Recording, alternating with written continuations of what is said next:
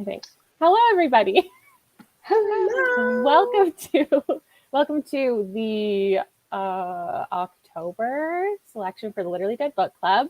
We read You're Invited by Amanda Jayatissa, and we're going to talk about it.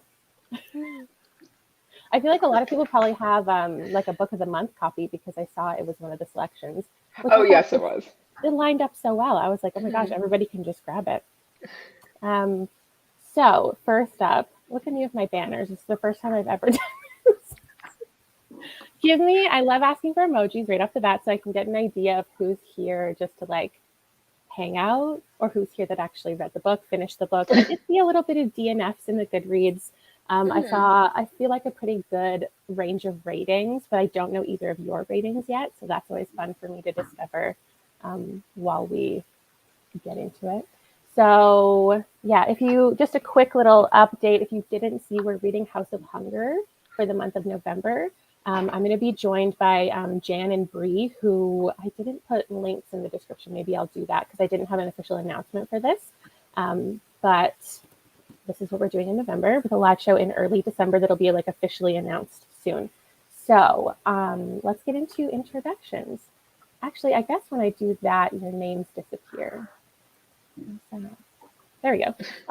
If you guys want to introduce yourselves, maybe just about your channel in general, anything you want to promote, I guess. And then I always like to ask people's favorite mystery thriller or horror book because we're here, Mystery Thriller Horror Book Club. If there's, get an idea of your taste. Let's start with Jenny. Okay. Hi, everyone. I'm Jenny. You may recognize me from the channel This Story Ain't Over. I talk a lot about books, obviously, and I have a pretty broad reading taste, so you can probably find anything at all on my channel.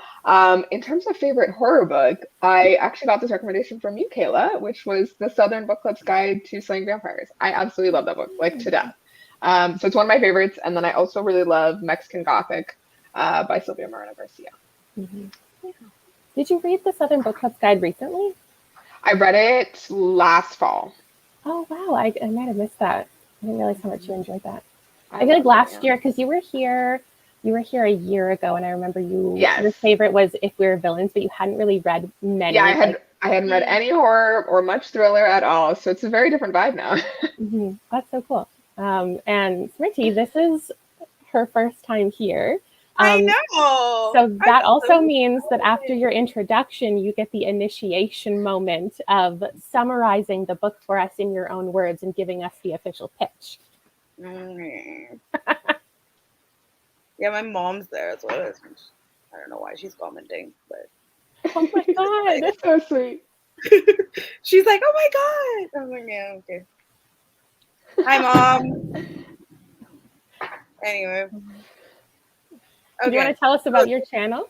Oh yeah, sorry, me. My name is Smriti. I'm from India, and I also talk about books. I have read I read like literary fiction, and I dabble a lot in mysteries and thrillers. But I read basically like everything that I can. I just like a good story. That's essentially my vibe. In terms of my favorites, I think like Confessions by Kania Minato, which I know was another Literary Dead Book Club pick. I read that last year, fell in love with it. I loved the twist.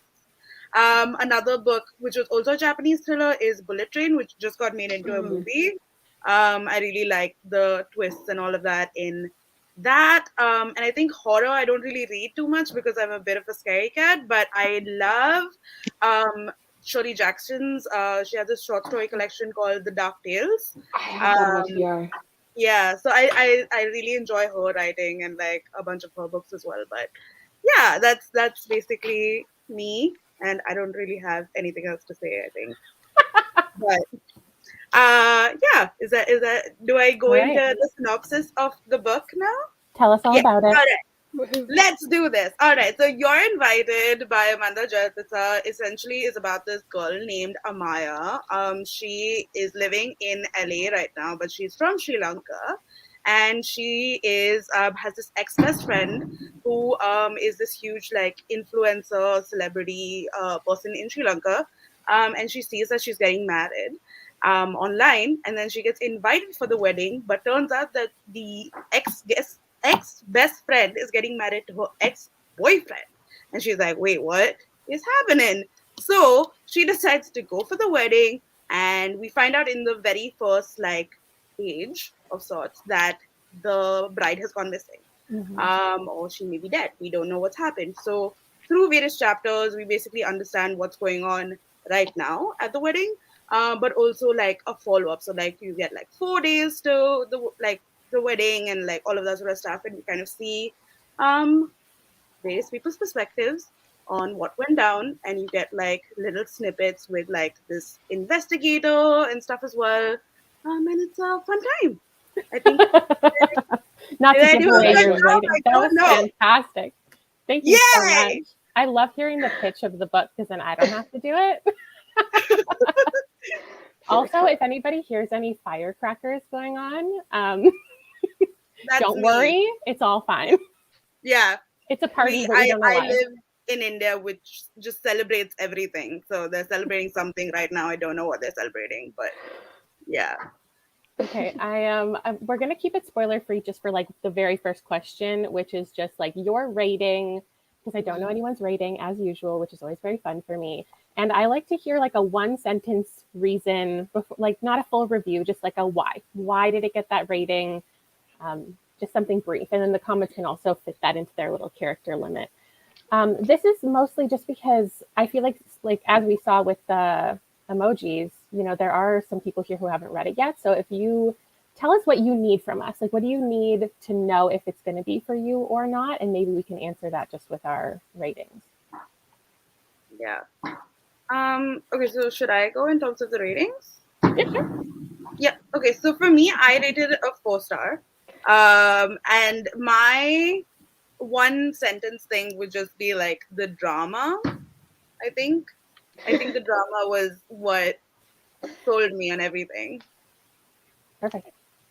My rating would probably be like a. Well, I don't usually rate books, so like I don't know Right, how I sorry. would, but no, that's okay. But I feel like I would probably put it around like a 3.54. It was a fun read for me, and had some dramatic and like cool elements, but it wasn't like a favorite. I feel like I saw that coming. Just when if I had to predict your rating, that's what I would have thought. But I think that's also like a pretty normal, like looking at what other people are saying. There are some 4s, but I feel like it's a lot of 3s. I haven't seen a lot of like 1s and 2s, and I haven't seen a lot of 5s. So I feel like, honestly, I feel like that's a pretty good success for a book club pick. I Like think so. you're never going to have a book that's everybody's, you know, favorite 5 stars. Yeah. So I hope that will convince some people, if they haven't picked it up yet, to know that it is a solid book. I guess, okay, well, I gave it 4 stars. I quite enjoyed it. I also gave 4 stars to My Sweet Girl earlier this year, which is why I picked this up, is I was reading a whole bunch of thriller authors, and I was like, I need to find somebody who has a new release this year. And I tested this out, and I was like, that's it. Because I feel like there will be interesting conversations, but also just like ridiculousness. So I guess my one sentence, sorry, is just I look for 2 things in a thriller, and that's to be entertained and to be surprised. And I was both of those things. So that just sums it up right there. I think we can get fully into spoilers, though, because I have so many things I want to talk about. So many things. So many things. Like just the amount of things that happened in here. I think this is a really like character-focused book. And I find that lately with the thrillers and mysteries that I'm picking up, that more so happens when there's like a full cast. You get to know 6 different people really well. And when there's just one character, it's so much more about the mystery and about the thrills. But this one, you really got to know Amaya super well. And I wasn't expecting the last like 100 pages to be from a completely different perspective, which is Kavi's. So I guess my question is like, did you enjoy that writing and perspective choice? And did you have a preference with the narrators? Yeah, that's the main question. Personally, for me, I really loved the writing and like the different perspectives, and also like the different timeline choices and how she had like the interviews and stuff interspersed as well. But I loved the narrator change for the second half of the book. I think that's part of what made it more interesting, especially like in the second half. And I liked Kavi as a narrator just because she's a little less like whiny than Amaya is. Mhm. Personally, I feel like that. Because she's just like she owns, who she is, and she's just like, yeah, this is what I want, this is what I'm gonna get. And I just loved how ruthless she was, I guess. Yeah, same. I mean, I loved the perspective of Kavi as well because we were getting the perspective from Amaya's side, and it was just so different in the end. Like when we got Kavi's perspective, and just like how we thought that Kavi is like this perfect human being and so like loving, and Mhm. all her relationship with like what's his name, Spencer, and all of that sort of stuff, and then things just like unraveled, and you were like, wait, what is happening? And yeah, I just like Kavi's perspective. She may not be like the best person, but like she was an interesting character. So yeah, I like that. I think this is interesting. I kind of agree. Like, what I did enjoy is I enjoyed when we suddenly got Kavi's perspective because I wasn't expecting it, and I love being surprised by things like that. And I think like at that point maybe it was getting a little bit slow for me too. So when that got Agreed. introduced, I was like, oh, this is interesting. But I think from that point I might have preferred if it was like back and forth from until the end between the two. Though I do understand, like for the narrative choice and the story she was trying to tell, we had to get just fully in Kavi's head because we didn't really know where Amaya was at that point. So I feel like both girls are kind of missing at different portions, and then we get their perspective. So I think it was really effective. As far as the characters themselves, I mean, I didn't like anybody in here, but that's my favorite thing. Like, I love reading about people that I'm like, what are you doing? Like, why are you saying that? What is going on? And I'm so into a messy friendship. Like, that's my favorite thing. And so that was really fun to discover, like, because at the beginning, we just know that they're not friends and we don't know why. And then, like, slowly trying to decipher why they're not friends was really fun. So that's that. Hey, I actually have another question. Did your feelings change about the characters throughout the book? Or were you from the beginning like, I don't like these people? Um, Personally for me, I feel like I saw through all of them like pretty quickly, and I think that was a kind of the point. Like they're a little, in certain ways, a bit of caricatures, like they're overemphasized and stuff, which enjoyed. So yeah, I don't think I loved any of them at any point, but I was like, you're hilarious. I want to keep reading about you. So yeah. Yeah, like same. I think I had them figured out from the beginning, and like I think Amaya got a little more on my nerves. Also, like I mean, I don't know if you guys noticed, but like randomly she would have these really horrible thoughts, like I want to smash your head into like a wall or something, and I was like, "Where's this? What is happening? Why you what?" You know. So it was just like really strange, and that was never like really explained. But like She I rem mean, she she had. reminded me a lot of if you guys know Joe from like You, the like Yeah, TV show series where he just like randomly loses it. Like that's what she reminded me of. yeah. I feel like she was most definitely like, I can't remember if it was explicit that she said she had OCD, but she was definitely coded as having OCD. So I think that like her own rituals and the things, the numbers and the things she was obsessed with. And I think that then when you bring in the intrusive thoughts about like murdering everybody she sees, it kind of makes sense.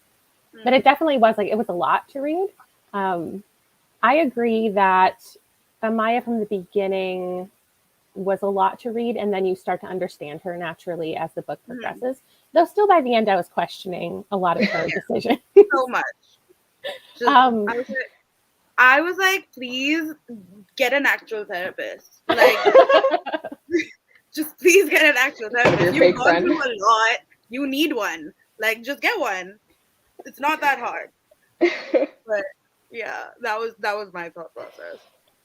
I also think that Kavi, like from the beginning, you don't like her, but then there is a moment where I feel like when she started talking about, the expectations that her family put on her, and this idea of kind of like a relationship of convenience, which is one of my favorite like tropes.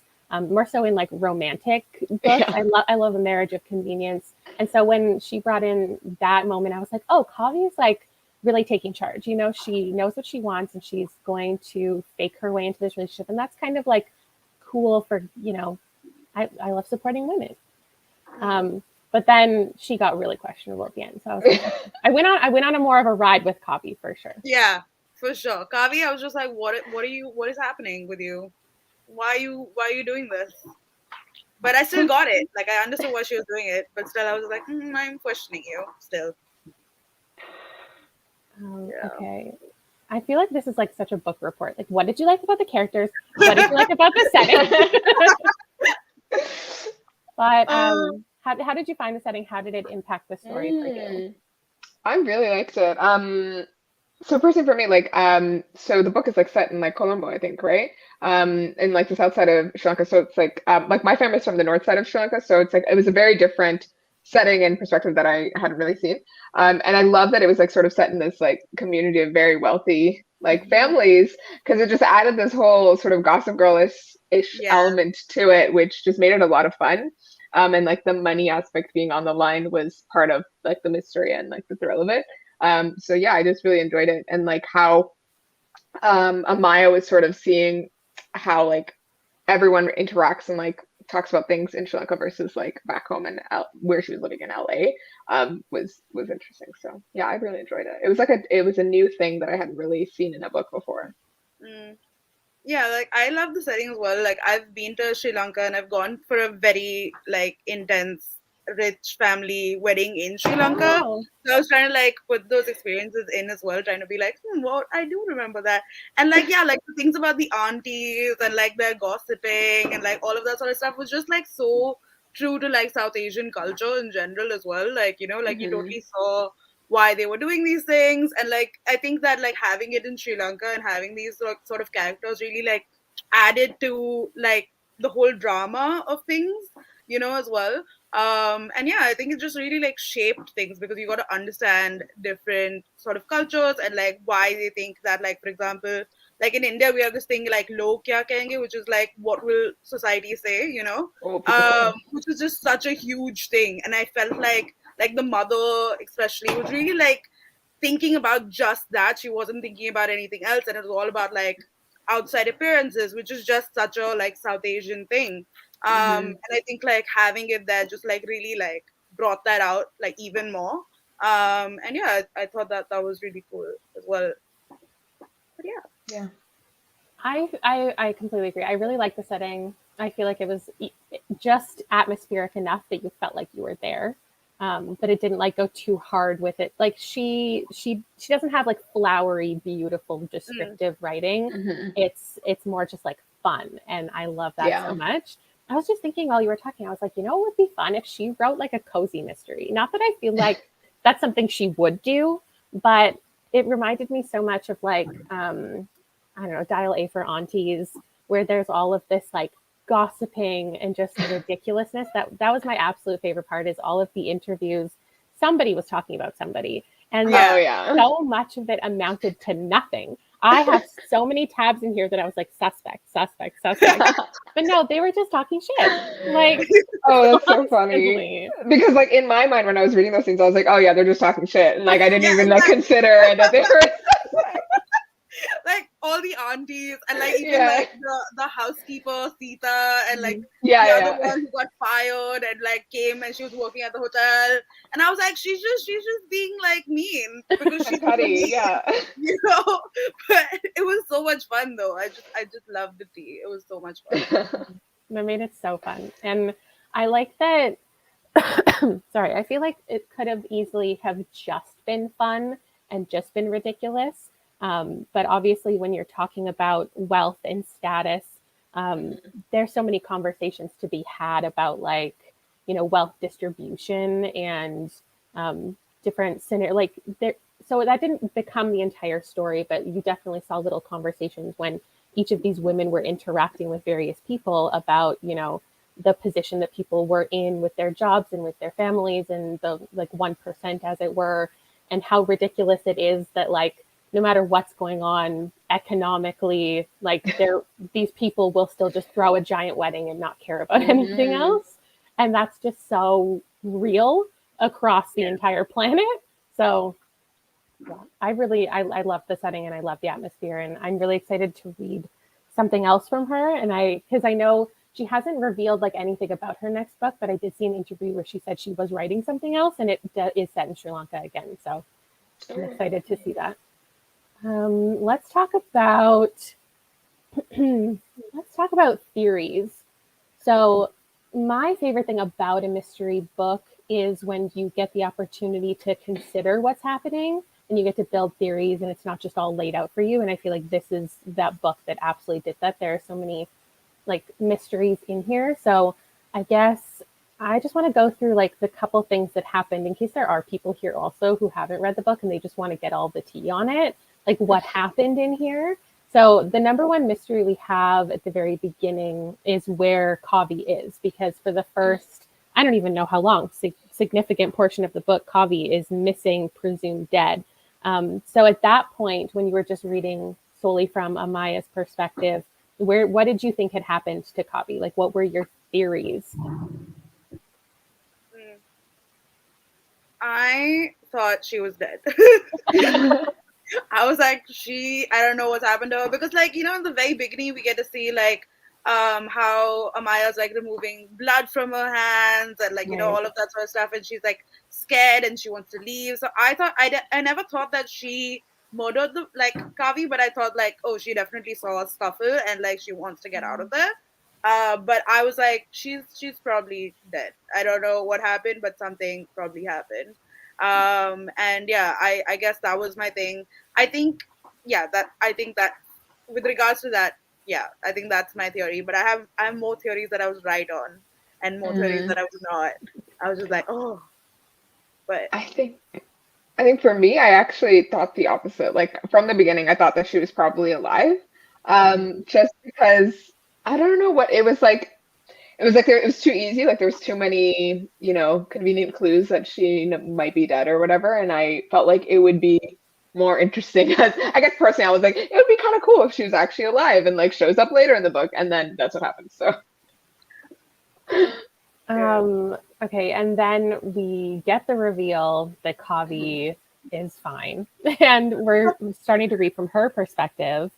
I guess the mystery still, though, is because we have gone back in time, so we are still wondering what happened to her.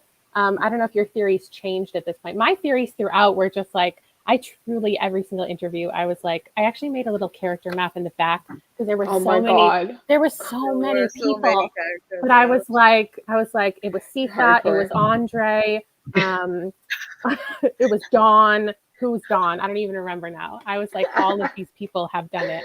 I guess, yeah, I don't know. Yeah, I thought it was going to be Tahani. I thought it was going to be like the sister. Oh, the sister. And I thought that she and Spencer were actually lovers. I don't know. That was what was going on in my mind, because like, how Spencer and Tahani were talking before, and like she was convincing him to do like the proposal and all of that sort of stuff. So I thought like maybe this is her way of like getting money, because like her father wasn't giving money to Tahani, but she was getting like Kavi was getting all the attention and all of that. So I was like, maybe she's just like a jealous sister, and she's like, I'm gonna get rid of her, and like then we can like, you're the husband now. I don't know. I thought that was maybe like the thing that like, she found out, like maybe Kavi found out that like they were actually like together, and she was like, what happened? I thought that was I love all the theories that are happening in the comments. Oh my God. Actually, speaking of Tahani, so one of the big reveals is that Tahani is the one who invited Amaya to the wedding. Did you see that coming? Did you consider at any point that Kavi hadn't invited her?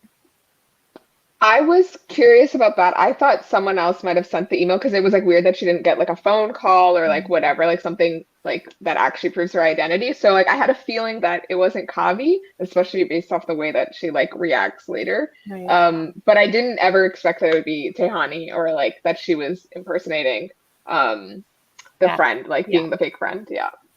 Yeah, I didn't see like the fake friend bit. I didn't see at all. Like that one, I was just like, what? Why? Yeah. So I did suspect there was something weird with that friend. I was like, this seems strange. And for the whole time I thought that Amaya was like, it was like her imaginary friend, or like she was like, Oh, because she has a lot of signs of like some sort of mental illness or something going yeah, on. And so I yeah. figured that maybe it was something like that, but yeah, there was something behind it. So that was cool. Oh man, yeah, that was really crazy though. Yeah, I didn't. I was so suspicious about Beth. Even the very first time her name popped up, I put a tab and I was like, something is weird here, because right after she like went to coffee or something with a bunch of girlfriends, and I was like, why is Beth not a part of this friend group? But we're hearing about her, but we never get to see her in real life. Like something is questionable about that. Yeah. So, but I She like, absolutely did not see it coming that Tahani was her. yeah. And she like, what I found interesting about her was that she kept like affirming all of, Amaya's like crazy notions and like ideas. And it's like everyone else at like her friend group was like, this is a little much. Like, don't do that. And then Beth was like, no, do it. Go. Yeah, go That's get some so closure. No. Yeah.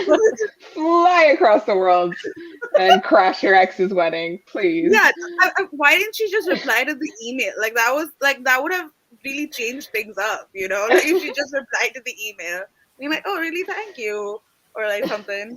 I don't know. I was not considering at any point that Kavi hadn't sent the invitation. I don't know why. I guess because in the back of my mind, I guess my big theory just in general was that Kavi and Spencer were in on something together, and they wanted to set Amaya up for something because they were bringing her across the world, and they were going to do something, and they were going to put her to blame for it. I guess the next like kind of big reveal is that Nadia, is it Nadia? Yeah. Is Amaya's daughter. Yeah. And Oh yeah. most of the Goodreads people say they totally saw it coming. I was in the dark. I totally saw it coming. Totally saw it coming. I sort of saw it coming. Yeah. Just because of the whole like she went missing and like everyone was speculating that she's pregnant, but I had thought that it was she had an affair with Kavi's dad. Like I fully went into that theory, but so then I figured that the pregnancy was from that and like Nadia was her child, but I didn't see the whole other part of it coming. Oh yeah, no, I totally knew that. Like I knew from the beginning because she sent Sita away, and like her sending Sita away was just like such a red flag for me because I was like, why would you do that unless you have something to hide? And like you sent it away for like 5 or 6 months, so clearly this timeline is adding up for me, and I was like, that something definitely happened, and like she would get all like sentimental about like looking at that particular room, and I was like, okay. So yeah, I mean, I thought that like she wanted to tell with Kavi that like, hey, this is my child, and that's one of the things that she wanted to like let her know of because like this was a secret that was probably like eating at her, and yeah, that was that. See, I was suspicious about Nadia, like where she came from, obviously, because that's where the book leads us in that direction. Like any of my theories are because Amanda Giatissa is so like intelligent and like sets things up for me to think about. So like I was wondering who that child was, but I don't know why. I was just lost in my own little world. I think I was just having such a fun time with this book that I wasn't theorizing a lot. Besides just like, I think Spencer and Kavi are bad. Like that's all I was thinking. I was like, they are doing something shady. Okay, what else? What other like big reveals were there? What other twists? Spencer. Oh, it's Spencer. Right. Oh my God, Spencer was like one of the biggest reveals. I was like, hello, what are you doing, sir? What are you doing? You have so much happening. Like, I mean, he was blackmailing them. They weren't actually in a relationship. He was like, I don't know. It was just like a weird time. He was bankrupt as well. Oh yeah.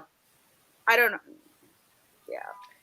That one didn't feel like it came out of left field, but it makes sense with everything because like that's why obviously Amaya had to go to the wedding to begin with. She wanted to protect this child. And I feel like there are other things, but I mean, if you're creating a villain in a story, like that is the most villainous behavior. He's a sick, terrible man, and let's get him, you know? Yeah. Like that's such good for you energy at the end is like, what's the phrase? Like, I support women's rights, but I also support women's wrongs. Like I wanted them to kill him and they did. Yeah. It's so great. Oh yeah, I love that. There was another person that died though too that Ananda, Mr. Ananda, that guy. Yeah. He was shitty though too, right? Like a little bit. I felt really bad for him. I was like, you lost your wife and like you're clearly going through stuff and like you kind of kept him as like collateral stuff.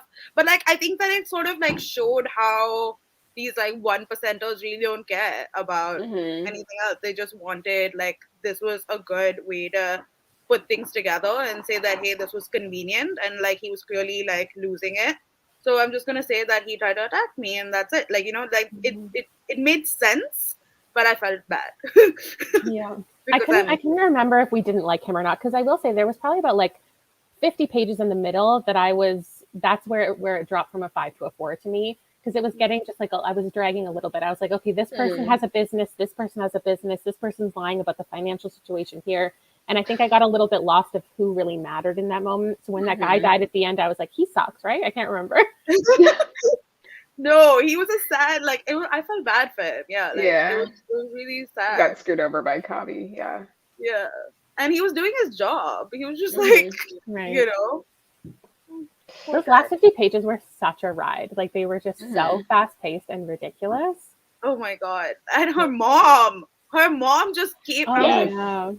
That last like chapter with her mom and like them having the conversations, and especially like the thing about like how she killed the ex-boyfriend as well, like the guy, like the accident thing, and I was like, what? The ruthless energy. I was like, yes, this is every supervillain mom from like every drama I've ever watched. Like she was awesome. Exactly. I was just like, what? She's like, yeah, I covered up like the physics teacher thing and like the other thing, and like, do you think I'm dumb? And like, no, your father's an Mom idiot. Always knows. I'm the one who's doing everything. And I was like, oh my God. I was like, yes. Yeah, I didn't see that coming either. I was never questioning like the death of that man, because I was like, oh, well, that's why she fled and they haven't talked in 5 years, is because there was this weird death. Like, obviously we're going to find out about it at the end, but it's not something that I should be thinking about. And then when they brought in the mom talking about it, I was like, oh, okay. Love an evil mom. Love evil moms. Is there any plot points that the book didn't address that you wish it had? So I guess I feel like some of these questions are really leaning towards people who like enjoyed the book and like, let's talk about how good it was. So for those of you who like want to rant about something, please take the opportunity. I think for me, I was just a little confused about like Alexander. Like, where did that sort of? I thought that like he would play a larger part in the book. I guess I thought like something would be revealed, and like it turns out Alexander was actually, I don't know, Spencer or something like that. I was like, oh my God, you know. But I don't know. I was like, I thought there would be more about Alexander and we would find out who he actually was or something. But like, no, he's a guy. We don't know. I completely agree. I thought he would turn into like, but I think that's the point. Like, that's why the book is so good, is because it could have easily been like somebody in a mask, because there's a character you don't see their face. Obviously, that's somebody questionable. So the fact that it was just like some weird BDSM relationship. Sure. Like, good for her, I guess. Yeah. And at the end, they're still together. And like, that's her, you know, that's what she's into. And that's where she gets out all of her frustrations. Sure. Yeah. No, that is a good point. I don't have a rant, but I have one thing that I thought this book might go to, but it didn't, and which is fine. But it would be like a different book.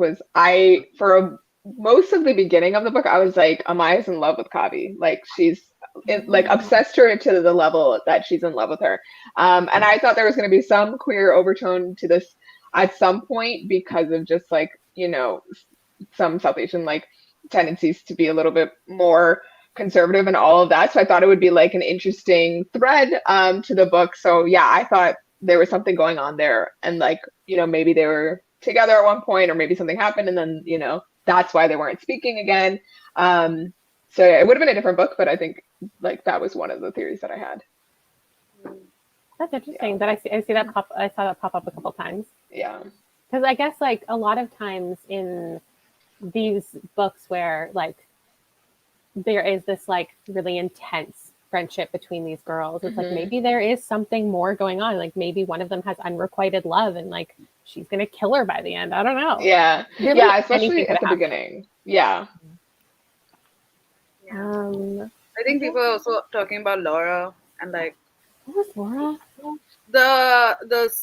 The friend, the family friend who was staying with them, the American. Oh right. Oh yeah, she seemed suspicious the entire time. Yeah, I was just like, what is she doing? Why is she here? I don't understand. And like she was like crying when like the whole like reveal sort of thingy was sort of happening before, and like they found out that like his like Spencer doesn't actually has parents, and his parents aren't dead. That whole thing that happened as well. And I was like, oh, but why is she? Something seems sus about her. Like that, I was just like, I don't know. There really were so many, like there's just so many directions this book could have gone in. Like, this is the book for red herrings. If you want to have to write out all of your thoughts and theories and try to connect the dots, this would be such a fun one to do that with. Yeah, for sure. Were there any notable scenes for you guys that you really enjoyed, specific scenes, or like any, I guess, like takeaway messages you had from certain scenes or the book as a whole? We're kind of wrapping it up now. I only have a couple more things to talk about. I think I personally really liked the interviews with the aunties. That was mine. No, I just liked the tea and the everything that they had to say, and like how they just like how they thought, like how the 1% sort of think, and like that sort of stuff was just interesting to see that sort of perspective from like these Sri Lankan aunties who were just like, oh, and then she didn't wear this dress, and like how two-faced people truly can be in those circles, like where you have Andre who's like, oh my god, I love you, but also like I hate that bitch, so it was fun. Yeah. So I think that was mine, where how like two-faced things could like really be, and I just enjoyed it. I don't know if I have one. I'm trying to think. There was like definitely like very significant moments. I think I liked like I really liked the ending, and sort of the cutthroat mom reveal at the end, just because I love those, and I think I love that this was like a bunch of women just like doing bad things like to protect themselves and their spaces and their people, and like I love that in books and like shows and movies and stuff. So yeah, that was a big one for me. I think just the general like idea for me that we do get to come back to different moments with a different perspective. That's something that just in general is a really fun takeaway for me, is when you read a scene from a character and then you get more information about those characters, and then you can kind of come back to that scene. So that happened with like when these characters are just sitting and talking, you get to see it again from a different perspective. And then same with the proposal. I did love the proposal as well, because you just think it's this one thing. And then once you hear it from Kavi's perspective, it's like, oh, that wasn't real. Like that just makes it so interesting. I think just in general, like a big enjoyment for me was Kavi talking about the expectation. This is something I look for in so many books, and that I always love, is when you talk about the expectations on women and the expectations from family, whether it's like cultural or whatever, that you need to be married by a certain age, or you need to do things in a certain order and do things the right way. And that Kavi was kind of taking charge of the narrative that she wanted to present to the world, not just on Instagram and being perfect, but also for her own family. And there's so much enjoyment that I took away from those conversations. Is there any books or movies that you would recommend? I always love ending the live shows with this, because I always learn about, the comments are always full of like, no pressure, everybody. But like the comments always have so many different books and movies that I've never heard of before. Yeah. I mean, I think because Janani spoke about like women killing people and just like being evil sometimes.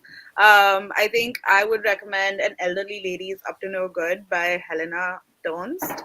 It's basically about this Ooh. old lady named Maud in Sweden, I think, who just kills people because like they're irritating or they're like she thinks that they're up to no good, and like since she's old she sort of just gets away with it. And she's just really smart, and she's like it's like basically a bunch of short stories seeing her through stuff. And it's just a good fun time, and it's like a short read as well, and it's really fun. I was just like, go girl, just like kill those people, I don't mind. The cover of that is so cute. Yeah, exactly. It's like this cross stitching thing. Yeah, I love it. Yeah, it's really cute. It's really cute. But like also like inside you're just like, wow, Maud's really like planning this out and like killing people. Cool, you know? So that for sure. That's one recommendation.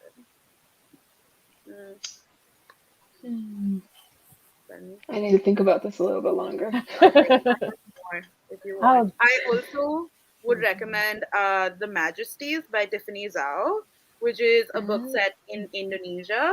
And it follows like these Chinese Indonesians, and like they're really like from this really rich family. So again, you get like that rich family aspect of things as well as like society and all of that sort of stuff. And essentially, the story is that this one girl, she wakes up from like a coma that she's been in, and she realizes that she is the only person from her family to survive because her sister has poisoned the entire family. And like she's the only one to survive. So she's like, what happened? Why did my sister do this? And then she tries to like figure that out. And you also like go back in time and like see their relationship, and you see how like fraught things are, and like, you know, just like how society kind of shapes you into the person that you become and all of that sort of stuff. So that's really interesting as well. And also it's set in Indonesia. So I'm writing all of these down. Okay, I thought of a couple, but they're not thrillers, but they have like mystery aspects to them, which I feel like makes them a little bit similar to this one. So one I just thought of was At Least You Have Your Health by Maddie Sina. It's more of like a women's fiction, contemporary fiction, but it has like a mystery element to it. It's about this gynecologist who is like a mother, and like she's dealing with all these things, and she ends up getting fired from her job and joins this white woman who's running this like health service subscription thing that has like all of these alternative medicines and all of that stuff. And she ends up being like the gynecologist on service for her like practice, and she's learning all these things. And it talks a lot about like women's health, and like it's also a South Asian main character, but there's like a bit of a mystery to it as well, which made it a lot of fun. It has the element of like the drama that this book has, and like these characters who are a little bit more than they seem. So yeah, that one's a good one. And then another one I thought of just now was Disorientation by Elaine Seychau. That one is such a fun book, and it's a complete mystery also, but also a bit of a satire. And it follows this PhD student who has been studying this like one Chinese poet's like poems for like her whole PhD. But this interesting situation occurs when she learns some things about this poet and this like whole conspiracy kind of going on. It's definitely like a satire, and it's hilarious, but it's also got like these over dramatic characters and like this sort of mystery threaded throughout. And yeah, you'll be surprised by the end. So it's a fun one. Interesting. I also love the cover of that one. Yeah, it's a fun one. I've seen it around, but I had no idea what it was about. So thank you. yeah. I was Another thinking. one, oh, sorry. No, go ahead, please. Oh, sorry. I mean, Bullet Train as well, by Kotaro Isaka. It was made into a movie, but like, it's a really fun read because like, there's so many. If you love like twists and turns and like things that you never saw coming, you know, that sort of stuff. Like, I think that one is another really good one, because basically it's following this short journey where you're on a train and you're going from Tokyo to another part in Japan. I'm not too sure, but essentially there are many assassins in the train, and they're all sort of after each other, and they're also after like this bag of cash, and like just a lot of like really funny things happen, but also like really weird stuff happens, and like really intense thing. So it's just a mishmash of like pretty much everything. And you're like, I was basically on like the edge of my seat because I was like, what is happening? You know, like someone's getting murdered in the bathroom, and then they're just like, I was like, what? You know. So yeah, that was a good time as well. I haven't seen the movie, but I'm sure that was fun as well. But yeah. I guess just thinking about like wedding related ones, that's such a thing in thrillers right now, and I just eat it up. So I think somebody mentioned So Happy for You in the comments. I really liked that one. Also, you have characters you really do not root for. The guest list was a book club pick the very first year of this book club. What else? Oh, somebody said, hold on. This one I didn't pull because I wasn't thinking about it because it's not a thriller, but Girls Burn Brighter by Shobha Rao is I have this book. it's one of my all-time favorite books. And if you like the idea of these two women who, I think that you can kind of read this book as a romantic or a friendship relationship, because they are just they get separated as young women and they just spend years trying to get back to each other, and it's really beautiful. There's definitely some mysterious elements in it too. It's so good. And then Dark Wood by Ruth Ware, which I didn't enjoy, but it does have the cast of unlikable women getting ready for a wedding, so that's really fun. I feel like we're gonna be like oversaturated with wedding stuff in mysteries. Like I already see it happening, but I'm excited to continue reading more. So I'm gonna read through more of these comments. I always come back to these and write all down. I also read like this book called Pretty Guilty Women, which was like, okay, I gave it a 3-star, but like it was good. I felt like it was also set in like this resort, and like there's this wedding happening. And essentially in the beginning, you meet like these 4 women, and all 4 of them say that they murdered this guy and they did it alone. So they've all 4 of them have confessed. And they're saying that they did it all because just on their own, and you're trying to figure out what exactly happened. So we get to like meet all of these 4 different women and see how they're related to this wedding and all of that sort of stuff. And it was fun. It was good, but like it wasn't the best. So I wouldn't like highly recommend it, but if you want to. Also, this one, I mean, this is one of my like favorite books.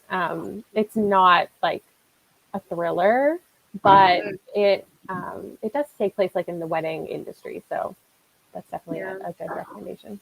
Ooh, I have one for Sri Lanka. If you want to know more about Sri Lanka, the recent Booker Prize winner, which was 7 Moons of Mali Almeida, is set in Sri Lanka, and also has a bit of a mystery thing to it, because essentially we are following this guy Mali Almeida who in the 90s, essentially like 1990, he was murdered, and we get to know that in the very beginning, and he wakes up in like this afterlife of sorts, and he is trying to figure out who murdered him. He has 7 days to kind of figure it out. But also, so he's going through like this afterlife and trying to figure out what exactly is going on, and you get to see this very interesting afterlife of sorts, but you also get to understand a lot about like Sri Lanka and the civil wars and the Elam wars and all of that sort of stuff, and the different parties that existed and all of that as well. But also there's this like overlying mystery of like who killed him and what exactly happened to him, because he doesn't remember. So and it's really really good. It has a lot of like weird like mythology aspects to things as well, and it's just a really good book. It's like it won the Booker Prize, so yeah, I really enjoyed it. I gave it a 5-star, but it's not. I'll come back as soon as this ends in just a second. I'll come back and I'll put links to all the things we just mentioned in this last couple minutes. Goodreads links in the description. So refresh in just a couple minutes and I'll do that. All right, I think that's it. Thank you all so much for being here and talking about this. Next month again this month, we're currently in it, is House of Hunger by Alexis Henderson. I would love to see more people pick this up. It's a pretty short one, and it has to do with a blood maiden. I think it's going to be a very interesting time. I would love to see everybody supporting this author. And that's it for the live show. Thank you, both of you, for being here so much. And thank you for having us. Hopefully, links are properly in the description, and you guys can go check out their channels, please. I would appreciate it. And I'll see you later. Bye.